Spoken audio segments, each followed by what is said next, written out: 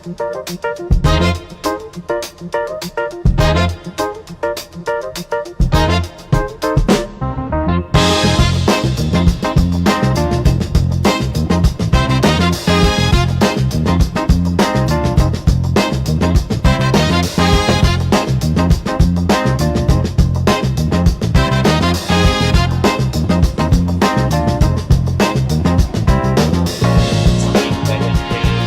tersebut frekuensi dari postingan-postingan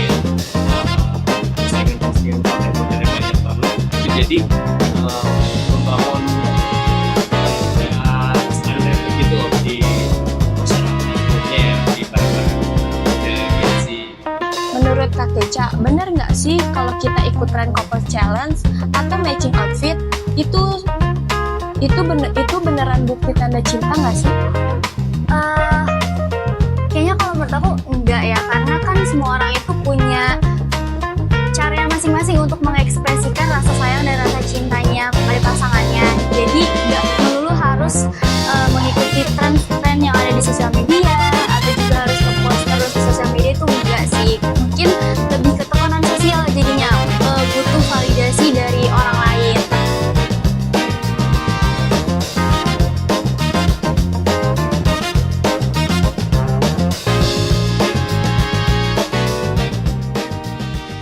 Kalian pernah nggak sih ngerasa hubungan lagi baik-baik aja, nggak ada angin, nggak ada hujan, tiba-tiba mikir, kok ngerasa hubungan itu kurang ya? Cuman gara-gara lihat di TikTok Gemes. yang kelihatannya lucu dan sempurna. Halo semuanya, selamat datang di Inspirasi Podcast, podcast yang menginspirasi. Halo, perkenalkan, aku Anissa Keza yang bakal nemenin kalian dengan obrolan seru dan tetap reflektif.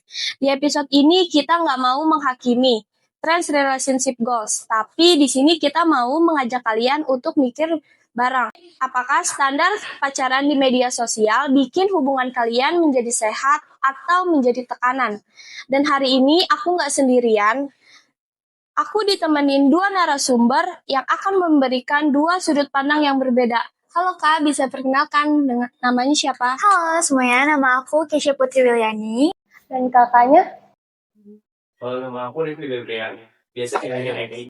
Gimana nih Kak kabarnya? Alhamdulillah baik. Kamu sendiri gimana nih? Alhamdulillah baik Kak. Kalau kakak? Baik banget, alhamdulillah. Alhamdulillah ya pada baik semua. Oke, hari ini kita bakal ngebahas topik yang lagi rame di media sosial, yaitu relationship goals. Mulai dari postingan hadiah mahal, fancy dinner, couple challenge, bahkan sampai ada istilah-istilah yang lagi ngetrend di TikTok. Tanpa sadar, konten ini ngebentuk gambar pacaran ideal yang bikin hubungan sendiri tuh kayak kok kurang ya. Secara sederhana, relationship goals adalah tren di TikTok yang menampilkan standar pasangan ideal, mulai dari fisik, sikap, dan gaya hidup. Tapi masalahnya ini nggak selalu realistis. Bahkan banyak diskusi dan survei Gen Z yang menunjukkan kalau media sosial salah satu insecurity dalam hubungan. Nah, aku mau tanya nih ke Kak Rifki, gimana pandangan kakak tentang istilah-istilah standar TikTok? Itu tuh cuma buat sekedar seru-seruan atau ada dampak negatifnya? Oke, kalau menurut aku sih ya, awalnya sih emang itu niatnya paling untuk seru-seruan aja. Cuman ya secara tidak sadar, secara nggak langsung gitu, saking banyaknya tren-tren tersebut, frekuensi dari postingan-postingan konten-kontennya banyak banget, itu jadi membangun apa ya, kayak standar gitu loh di masyarakat umumnya ya, di para anak muda Gen Z gitu. Jadi beban tersendiri ibaratnya. Cuman ya kalau menurut aku sih, aku nanggepin hal itu kayak ya biasa aja sih, nggak terlalu terpaku banget sama konten-konten yang ada di media sosial. Oh, begitu ya Kak. Tapi kalau misalkan dari pengalaman kakak pribadi nih, apakah standar di TikTok itu bisa memberatkan kakak sendiri gitu? Selama ini sih kayaknya enggak ya. Soalnya aku juga udah nggak terlalu sering banget main ini apa namanya media sosial, terutama TikTok itu aku kayak nggak terlalu sering. karena udah tahu banget kalau misalnya aku tonton terus-terusan itu pasti bakal malah jadi bikin overthinking, jadi mendingan aku nggak usah deh. Oh, oke deh. Kalau dari Kak Keisha nih, dari sudut pandang cewek gimana? Apakah ini bisa menjadi standar milih pasangan? Kalau dari aku sendiri sebenarnya hal ini tuh 50-50 ya, karena kan sebenarnya kita sendiri dalam memilih pasangan pastinya kita punya standarnya masing-masing kan. Cuman mungkin dengan adanya tren di sosial media ini tuh bikin ekspektasi kita khususnya mungkin perempuan jadi lebih tinggi gitu. Karena kan banyak juga tuh yang upload di sosial media tentang keunikan dan kelucuannya pasangan masing-masing. Mungkin itu jadi standarnya sendiri sih untuk kita kayak berekspektasi memiliki pasangan yang seperti itu. Tapi nggak harus jadi standar juga sih. Oh, berarti standar orang tuh beda-beda ya? Iya, kita punya standar masing-masing. Jadi, kita bisa lihat sudut pandang dari Kak Keca dan Kak Rifki seperti apa. Jadi kelihatan ya fun di luar, tapi mereka masih punya tekanan dari dalam. Terus nih, menurut Kak Keca, benar nggak sih kalau kita ikut tren couple challenge atau matching outfit itu beneran bukti tanda cinta nggak sih? Oke, kayaknya kalau menurut aku enggak ya, karena kan semua orang itu punya caranya masing-masing untuk mengekspresikan rasa sayang dan rasa cintanya kepada pasangannya. Jadi nggak melulu harus mengikuti tren-tren yang ada di sosial media atau juga harus ngepost terus di sosial media itu enggak sih. Mungkin lebih ke tekanan sosial jadinya butuh validasi dari orang lain. Tapi kalau untuk membuktikan cinta pasangan kayaknya enggak juga sih. Tapi sesekali bisa ikutan. Sesekali gak apa-apa banget buat ngupload di sosial media karena itu juga menjadi bentuk kita menghargai pasangan kan, memvalidasi perasaannya juga. Oke. Soalnya ada yang bilang nih kalau misalkan gak dipamerin berarti itu gak effort. Nah, menurut kakak itu cinta atau tekanan sosial? Waduh, karena kan hubungan yang ngejalanin tuh kita gitu kan dalam hubungan. Sebenarnya untuk effort sendiri tuh pasti kita yang ngerasain sendiri kan. Cuman mungkin yang tadi aku bilang sih kalau mau post sesekali itu nggak apa-apa banget karena kan kita menghargai pasangan kita juga yang udah memberi effort itu. Cuman selebihnya mungkin lebih ke membutuhkan validasi kali ya dari orang lain. Jadi itu lebih ke tekanan sosial yang jatuhnya itu memberikan ekspektasi yang berlebihan untuk kitanya juga. Berarti kalau misalnya sesekali posting nggak apa-apa kali ya, Kak? Gak apa banget.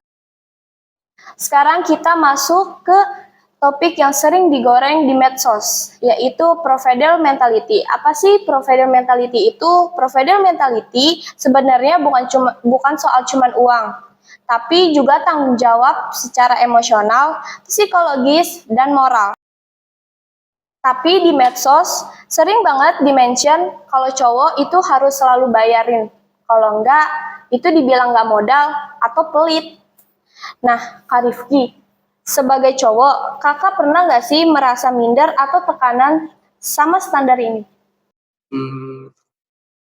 Kalau aku sih dengan standar-standar kayak yang provider mentality tadi ya, dibilang kan kayaknya cowok tuh harus selalu bayarin apa segala macam. Kalau misalnya nggak bayarin, rasanya nggak modal dan pelit ya.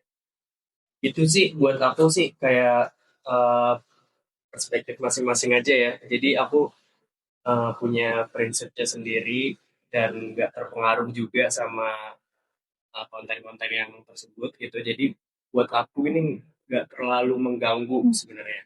Cuman ada kalanya kan kita kan mental nggak selalu stabil ya. Iya Ada benar. kalanya kita di jam-jam rawan, jam-jam malam tuh kita overthinking.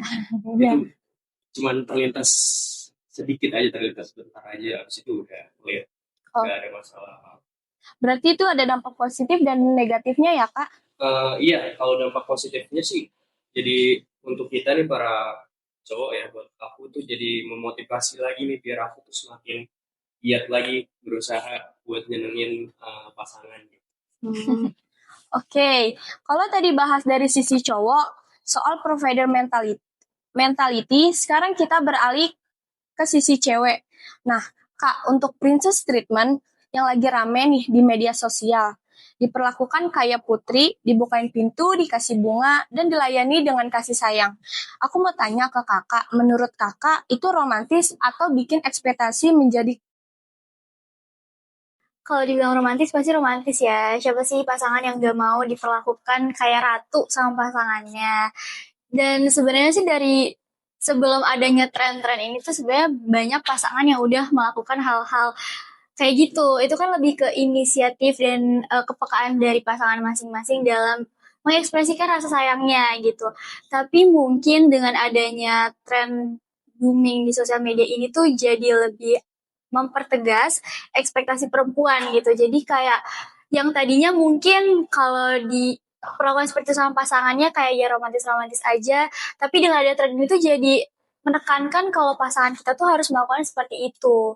Jadinya bukan lagi hal yang romantis aja, tapi jadi tekanan juga buat pasangannya. Karena kan kayak istilahnya kita jadi meminta diperlakukan seperti itu. Padahal sebenarnya sejatinya dari laki-laki sendiri itu kalau emang dia sayang tuh pasti dia akan memperlakukan sebaik-baiknya untuk pasangannya. Cuma mungkin caranya aja sih yang berbeda, nggak harus sama kayak tren-tren yang lagi booming saat ini. Tapi kalau kepo, kakak kalau sama pasangannya di treat gitu atau enggak? Di treat gitu dong. Masyarakat Semuanya, gitu. semuanya diborong. Semuanya diborong. Love language diborong Oke. semua. Cowok aku emang keren banget deh. Oke, keren banget. Nah, kalau cewek menuntut princess treatment, apa sih feedback yang dia kasih? Apakah cuma modal cantik atau harus ada effort yang lainnya? Bisa kalian jawab, Kak? Mungkin lebih ke Kak Rifki kali ya, karena kan dari sudut pandang cowok nih. Dari sudut pandang cowok, gimana sih kalau misalnya pasangan Kak Rifki sendiri nih menuntut untuk mendapatkan princess treatment dari Kak Rifki sendiri, feedback dari pasangannya itu harus seperti apa? Mungkin kayak gitu ya teman-teman. Kalau dari aku ya mungkin ya. Dari aku nih. Iya, POV kayak gini. Kalau aku nih pertama, kalau cewek tuh udah awalnya udah nuntut duluan buat dimintain princess treatment, terus aku enggak deh kayaknya. Kalau dia untuk langsung duluan nuntut gitu ya, kayak enggak. Maksud aku tuh kayak dia ya udah gitu jadi dirinya dia aja sebagaimana pasangan gitu ya. Ya dengan sikapnya yang pengertian apa segala macam tanpa harus banyak nuntut. Itu juga udah ngebikin aku secara sadar gitu, dan nggak sadar, wah ini udah dia udah kayaknya udah berjuang banget nih, udah jadi pasangan yang baik banget ya. Pasti aku bakal ngasih yang terbaik juga buat dia. Karena kan namanya pasangan tuh saling feedback ya kayak Iya, ya. betul banget. Jadi juga kalau misalnya pasangannya tuh sayang dan inisiatif pasti bakal dilakuin kan. Nggak Iya, perlu ada tekanan dan tuntutan Gak perlu sebenarnya. dari awal minta untuk di princess treatment. Pasti bakal dikasih gitu. Itu sih Kak. Oke, ngelihat banyaknya tren couple yang ada di medsos seringkali bikin iri atau ngerasa hubungan sendiri tuh kayak kurang. Tapi menurut kalian, efeknya apa sih kalau kita sering bandingin hubungan kita sama orang lain? Mungkin kalau dari aku, ketika kita ngebandingin hubungan orang lain sama hubungan kita itu pastinya akan ngebuat hubungan kita juga jadi ngerasa kurang dan juga toksik.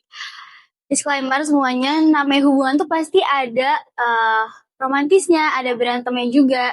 Jadi nggak semua hubungan itu tuh akan kelihatan baik-baik aja terus kok. Gitu. Pasti semua hubungan ada problemnya. Dan efeknya kalau kita ngebandingin hubungan kita dengan hubungan orang lain itu, kita tuh bakal ngerasa pasangan kita tuh kurang terus. Kita juga jadi nggak percaya sama pasangan kita. Dan pasangan kita pun bakal ngerasa kayak tertuntut gitu kali ya. Atau jadi terbebani juga dengan ekspektasi-ekspektasi yang ada gitu. Jadi efeknya sih sebenarnya cukup bikin hubungan agak merenggang juga kali kayak Ki ya. Mungkin bisa seperti itu. Jadi dia tuh kayak ada beban tersendiri. Iya beban, karena kayak merasa dituntut kali ya gitu efeknya mungkin. Tapi kalau misalkan menurut kalian nih, apakah ada saran biar nggak membandingkan hubungan kalian dengan yang lain? Kalau dari aku sih komunikasi, terus juga saling ngerti sih, karena kita kan juga nggak tahu ya kondisi pasangan kita seperti apa. Dan tadi aku udah bilang kayak kita semua orang tuh punya caranya sendiri untuk mengekspresikan rasa sayangnya. Jadi mungkin dibanding kita membandingkan hubungan kita dengan orang lain, mungkin kita bisa komunikasi sama pasangan kita apa yang emang kita butuhin, apa yang perlu di ngertiin gitu. Jadi hubungannya juga berjalan baik gitu dengan komunikasi dan saling ngerti. Cuma mungkin dari Kak Eki sendiri ada sudut pandang yang berbeda. Kalau aku sih simple ya. Biasanya cowok suka yang Iya, simple. cowok biasanya simple Iya. sih. Intinya paling jangan telan mentah-mentah apa yang lo lihat di Sosial media. postingan atau di media sosial tentang hubungan orang lain itu jangan langsung ditelan mentah-mentah. Kayak itu nggak sesuai sama apa yang terjadi gitu loh. Jadi bisa aja itu cuma kayak di depan postingan doang. Kita nggak tahu sebenarnya apa, jadi jangan ditelan mentah-mentah. Kita nggak bisa ngeliat cuman dari 15 detik atau 30 Betul banget detik itu teman-teman. ya. Karena kita nggak setiap hari juga sama mereka. Iya. Kita tahu. Ngomongin soal relationship visibility, penting nggak sih kalau kalian itu nge-storyin bareng pasangan kalian biar dianggapnya itu bahagia atau langgeng? Kalau menurut aku, lagi-lagi menurut aku, itu sih nggak penting ya. Tapi tunggu dulu nih. Jangan kemana-mana dulu. Oke. Nggak penting kalau misalnya itu dijadiin acuan untuk Standar. jadiin acuan atau standar gitu ya. Untuk memberikan kesan kalau dia tuh sama pasangannya hidupnya bahagia apa segala macam, dilihat cuma dari postingan doang. Itu salah menurut aku ya. Kalau menurut aku itu salah. Soalnya banyak banget ya faktor-faktor lain yang bisa jadi apa namanya, selain kita harus nge-posting apa namanya, story dari pasangan-pasangan kita juga nggak mesti harus hidup di dunia internet gitu, ibaratnya kan kita hidup di dunia nyata. Jadi ya menurut aku itu nggak terlalu penting sih, jadi kalau untuk postingan. Kalau menurut Kak Keca? Kalau menurut aku mungkin untuk posting sini, aku termasuk yang posting terus ya by the way. Tapi kalau untuk kayak harus gak supaya orang kayak ngeliatnya kita langgeng atau bahagia, sebenarnya enggak sih. Karena kan yang ngejalanin hubungan juga kita gitu. Orang-orang cuma bisa ngeliat dari media sosial. Cuman balik lagi mungkin dengan kita memposting, kita bisa memvalidasi dan menghargai keberadaan pasangan kita gitu. Sesekali nggak apa-apa banget, tapi nggak perlu harus nuntut di post setiap saat juga gitu, karena kan nggak semua orang itu berkutik di media sosial aja gitu. Ada beberapa orang yang emang dia beneran sayang kok sama pasangannya, cuman emang nggak suka posting aja. Jadi nggak usah memberikan standar menurut postingan-postingan di media sosial sih kalau menurut aku. Tapi kan biasanya nih di media sosial kayak ngeposting 1 atau 2 foto atau 2 video gitu, biasanya ada yang komen, awas nanti Ain itu bakalan putus, apa itu bener Kak? Oke, kalau dari aku sendiri balik lagi ke hubungannya dan Iya. ke dua pasangan ini ya. Tapi dari aku pribadi nih, emang guys kalau habis posting sama pacarnya habis suka berantem. Gak tau nih, kalau dari Kak Eki sendiri suka gitu juga apa enggak? Tapi kayak rata-rata tuh Tapi begitu, rata-ratanya teman-teman. berantem ya. Iya, kalau kadang abis posting suka berantem. Iya. Terus habis berantem juga posting lagi biar baik. Iya, benar-benar. Sebenarnya nggak tahu tuh doa siapa sih sebenarnya minta kita berantem, tapi katanya kayak gitu. Makanya mungkin sesekali posting nggak apa-apa guys, tapi jangan terlalu sering juga sih. Oke deh. Oke, dari obrolan hari ini mungkin ada 3 hal yang bisa kita pegang. Yang pertama, media sosial boleh jadi inspirasi, tapi jangan jadi standar. Yang kedua, effort dalam hubungan itu 2 arah, bukan satu pihak aja. Dan yang terakhir, ada validasi terbaik adalah dari pasangan sendiri, bukan dari orang lain. Karena hubungan yang sehat itu nggak perlu viral, yang penting real. Oke, terima kasih. Cuy. Ayo bisa. Oke, terima kasih untuk Kak Keca dan Kak Rifki. Terima kasih juga. Dan terima kasih untuk kalian semua yang udah ngedengerin Inspirasi Podcast. Menurut kalian, relationship goals itu inspirasi atau tekanan? Share pendapat kalian di sini ya. Aku, Anissa Keiza, pamit undur diri. Sampai jumpa di episode selanjutnya. Bye-bye.